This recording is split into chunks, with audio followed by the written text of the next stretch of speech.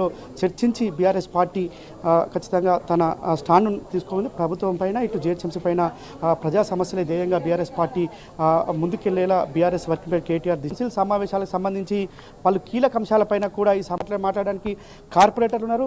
చెప్పడన్నా రేపు ఎలాంటి సమస్యలు ప్రజల సమస్యలను జిహెచ్ఎంసీ ముందు తీసుకెళ్తారు? ఇప్పుడు వర్కింగ్ ప్రెసిడెంట్ గారు సూచనల మేరకు ఏది మనకు దిశానిర్దేశం చేస్తారో దాని వరకు మేము చేస్తాం. అదేవిధంగా మాకు స్థానికంగా కూడా డివిజన్లో వివిధ సమస్యలు ఏదైతే చెత్త సమస్య కూడా ఎక్కడికక్కడ కూడా ఈరోజు శానిటేషన్ కూడా వర్కర్లకు ఎంప్లాయీస్కు అనేది ఆదిమాషే లేకుండా పోయింది. వర్కర్ల నెగ్లిజెన్సీ ఎక్కువ అయిపోయింది. అది ఒకటి. లైట్లు కూడా చాలా స్ట్రీట్ లైట్లు కూడా ఎక్కడికక్కడ కూడా వెలగట్లేదు.